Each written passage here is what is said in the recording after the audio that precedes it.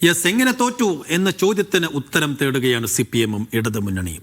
അപ്പോൾ തദ്ദേശ തെരഞ്ഞെടുപ്പിലേറ്റ കനത്ത തോൽവിക്ക് പിന്നാലെ സിപിഎം സിപിഐ നേതൃയോഗങ്ങൾ ഇന്ന് ചേരും. സിപിഎം സംസ്ഥാന സെക്രട്ടേറിയറ്റ് യോഗവും സിപിഐ സെക്രട്ടേറിയറ്റ് എക്സിക്യൂട്ടീവ് യോഗങ്ങളുമാണ് ഇന്ന് ചേരുക.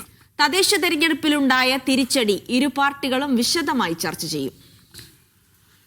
ബിജിൻ വായാന്തോട് വിശദാംശങ്ങളുമായി. ബിജിൻ, ഒരു നിയമസഭാ തെരഞ്ഞെടുപ്പിൽ തോറ്റാൽ പോട്ടെ എന്ന് വെക്കും സിപിഎം, പക്ഷേ ഒരു തദ്ദേശ തെരഞ്ഞെടുപ്പിൽ ഇത്രയും വലിയ തോൽവി ഒരു തരത്തിലും അംഗീകരിക്കാൻ കഴിയാത്ത ഒന്നാണ്. കാരണം അടിസ്ഥാന ജനവിഭാഗങ്ങൾ എല്ലാ കാലത്തും ഇടതുപക്ഷത്തിന് അനുകൂലമായി നിന്ന ചരിത്രമാണുള്ളത്. അപ്പോൾ ഈ തോൽവി എങ്ങനെ വന്നു എന്നതിൽ വേഗത്തിലൊരു പഠനം, അതിനപ്പുറത്തേക്ക് ഗൗരവതരത്തിലുള്ള ഒരു പരിശോധനയിലേക്ക് പാർട്ടി കടക്കുന്നുണ്ടോ? അങ്ങനെയെങ്കിൽ ഏതൊക്കെ മേഖലകളിൽ തെറ്റുപറ്റി എന്നായിരിക്കും ഇപ്പോൾ വിലയിരുത്തുന്നുണ്ടാവുക? അതെങ്ങനെ തിരുത്താനാണ് പ്ലാൻ?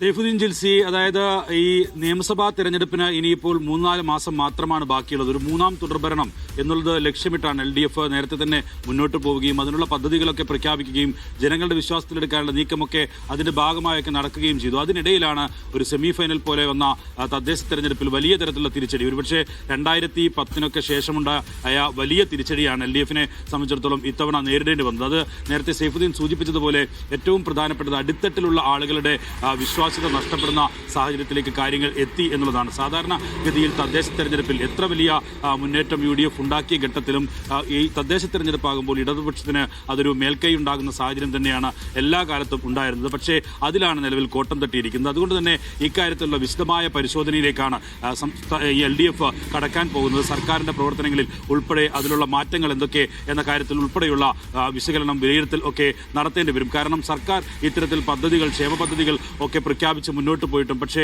വലിയ തിരിച്ചടി ഉണ്ടായിരിക്കുന്നു. അത് ഒരു ഭരണവിരുദ്ധ വികാരത്തിന്റെ സൂചനയാണ് എന്നതാണ് നിലവിൽ നേതാക്കൾ ഒക്കെ അഭിപ്രായപ്പെടുന്നത്. അതുകൊണ്ട് തന്നെ അക്കാര്യത്തിലുള്ളൊരു മാറ്റം എന്താകും എന്ന കാര്യത്തിൽ ഉൾപ്പെടെയുള്ള പ്രാഥമിക ചർച്ചയാകും ഇന്ന് CPMന്റെ സംസ്ഥാന സെക്രട്ടേറിയറ്റ് യോഗവും ഒപ്പം തന്നെ CPIയുടെ സംസ്ഥാന സെക്രട്ടേറിയറ്റ് എക്സിക്യൂട്ടീവ് യോഗങ്ങളും ചർച്ച ചെയ്യുക. അതിൽ മറ്റൊരു പ്രധാനപ്പെട്ട കാര്യം വിവാദ വിഷയങ്ങൾ തന്നെയാണ്. ആ വിവാദ വിഷയങ്ങൾ ജനങ്ങൾക്കിടയിൽ വലിയ തരത്തിലുള്ള ചലനമുണ്ടാക്കിയിട്ടുണ്ട് എന്നുള്ള വിലയിരുത്തൽ ചില നേതാക്കൾ ഒക്കെ പറയുന്നുണ്ട്. അതുകൊണ്ട് തന്നെ അക്കാര്യത്തിൽ സ്വർണ്ണക്കൊള്ളയുണ്ട്. ഒപ്പം തന്നെ ഈ മുസ്ലിം ന്യൂനപക്ഷ വോട്ടുകൾ നഷ്ടപ്പെടാൻ വെള്ളാപ്പള്ളി നടേശന്റെ മുസ്ലിം വിരുദ്ധ പ്രസ്താവനകൾ, ഒപ്പം തന്നെ അതിനുശേഷവും മുഖ്യമന്ത്രി നേരിട്ട് വെള്ളാപ്പള്ളി നടേശനെ ഒരുമിച്ച് മുഖ്യമന്ത്രിയുടെ വാഹനത്തിൽ തന്നെ കയറ്റി ആഗോള അയ്യപ്പ സംഗമത്തിന് കൊണ്ടുപോകുന്നു. അങ്ങനെയുള്ള അവരുടെ വൈകാരികമായ പ്രശ്നങ്ങളെ പോലും വലിയ തരത്തിൽ പ്രകോപിപ്പിക്കുന്ന നിലയിലേക്ക് കാര്യങ്ങൾ എത്തി എന്നുള്ള വിലയിരുത്തൽ ഉൾപ്പെടെ നേതാക്കൾക്കുണ്ട്.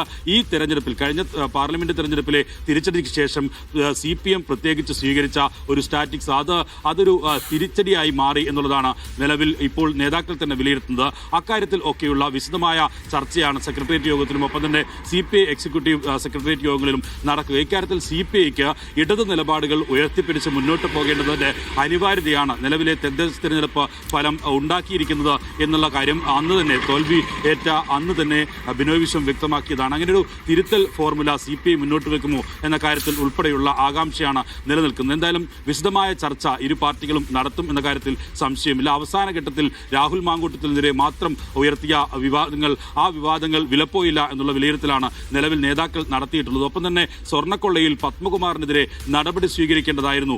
അക്കാര്യത്തിൽ പത്മകുമാറിനെ സംരക്ഷിച്ച നിലപാട് അത് തെറ്റായി എന്നുള്ളതാണ് ഈ തെക്കൻ കേരളത്തിൽ ഉൾപ്പെടെയുണ്ടായ തിരിച്ചടി സൂചിപ്പിക്കുന്നതെന്നാണ് CPM നേതാക്കൾ തന്നെ ഇപ്പോൾ ആലോചിക്കുന്നത്. അതുകൊണ്ട് തന്നെ അക്കാര്യത്തിൽ ഉൾപ്പെടെയുള്ള വിശദമായ ചർച്ച ആണ് ഇന്ന് സെക്രട്ടേറിയറ്റ് യോഗത്തിൽ നടക്കുക. അതിനുശേഷം CPMന്റെ സംസ്ഥാന കമ്മിറ്റി യോഗം പിന്നീട് ചേരും. അതിൽ വിശദമായി എല്ലാ നേതാക്കളും പങ്കെടുത്ത യോഗത്തിൽ വിശദമായി നാടുകളിൽ സംഭവിച്ച കാര്യങ്ങൾ ഉൾപ്പെടെ ഓരോ ജില്ലയിലെയും നേതാക്കളും ഒപ്പം തന്നെ സംസ്ഥാന കമ്മിറ്റി അംഗങ്ങളും ഒക്കെ വിശദീകരിക്കും. അതിന്റെ വിഷയം ഉൾപ്പെടെ എങ്ങനെ സംഭവിച്ചു എന്ന കാര്യത്തിൽ ഉൾപ്പെടെയുള്ള വിശദീകരണം ആ ഘട്ടത്തിലാണ് ഉണ്ടാവുക. എന്തായാലും നിലവിലിപ്പോൾ പ്രാഥമികമായ വിശദമായ ഒരു ചർച്ച തന്നെയായിരിക്കും ഇന്ന് തദ്ദേശ തെരഞ്ഞെടുപ്പുമായി ബന്ധപ്പെട്ട്, തിരിച്ചടിയുമായി ബന്ധപ്പെട്ട കാര്യത്തിൽ 2 കമ്മ്യൂണിസ്റ്റ് പാർട്ടികളും നടത്തുക. ഒപ്പം തന്നെ നാളെ LDF യോഗവും ചേരുന്നുണ്ട്. ആ LDF യോഗത്തിൽ എല്ലാ പാർട്ടികളും എങ്ങനെ തിരിച്ചടി ഉണ്ടായി എന്ന കാര്യത്തിലുള്ളൊരു വിലയിരുത്തൽ ഒക്കെ നടത്തും. അതിൽ പ്രധാനപ്പെട്ട ഒന്ന് കോട്ടയം ജില്ലയിൽ കേരള കോൺഗ്രസ് എമ്മിന് ഏറ്റ തിരിച്ചടിയാണ്. കേരള കോൺഗ്രസ് എം വന്ന ശേഷം കോട്ടയം തിരിച്ചുപിടിക്കുകയും വലിയ മുന്നേറ്റം കോട്ടയത്ത് LDF ഉണ്ടാക്കാൻ കഴിയുകയും ഒക്കെ ചെയ്തിരുന്നു. പക്ഷേ ആ ശക്തിയിൽ പോലും വിള്ളലുണ്ടായിരിക്കുന്നു എന്നുള്ള നിഗമനത്തിലേക്ക്, വിലയിരുത്തലിലേക്കൊക്കെ കാര്യങ്ങൾ എത്തുകയാണ്. കാരണം കേരള കോൺഗ്രസിന്റെ സീറ്റുകൾ കുത്തക മണ്ഡലങ്ങൾ ഉൾപ്പെടെ ഉള്ളവയിലാണ് വിള്ളലുണ്ടായിട്ടുള്ളത്. അതുകൊണ്ട് തന്നെ അക്കാര്യത്തിൽ കേരള കോൺഗ്രസ് ഏത് തരത്തിൽ പിന്നോക്കം പോയി എന്ന കാര്യത്തിൽ ഉൾപ്പെടെയുള്ള ചർച്ചയുണ്ടാകും. ഈ കാര്യത്തിൽ നിലവിൽ KPCC അധ്യക്ഷൻ തന്നെ കേരള കോൺഗ്രസ് എമ്മിന് വാതിൽ തുറന്നിരുന്ന സാഹചര്യം, UDF-ലേക്ക് വാതിൽ തുറന്നിരുന്ന സാഹചര്യം ഉണ്ടായിട്ടുണ്ട്. അങ്ങനെയെങ്കിൽ നിയമസഭാ തെരഞ്ഞെടുപ്പും ഏതെങ്കിലും തരത്തിൽ കേരള കോൺഗ്രസ് വിട്ടുപോകാനുള്ള സാഹചര്യം ഒഴിവാക്കാനുള്ള നീക്കവും CPM-ന്റെയും CPI-യുടെയും ഒക്കെ ഭാഗത്തുനിന്ന് ഉണ്ടാകണം. അങ്ങനെയുള്ള പലതരത്തിലുള്ള, അതായത് ഇഴകീറിയുള്ള പരിശോധന തന്നെ വേണ്ടിവരും ഈ ഇപ്പോൾ ഏറ്റിട്ടുള്ള തിരിച്ചടിയിൽ നിന്ന് CPM-നും LDF-നും കരകയറാൻ.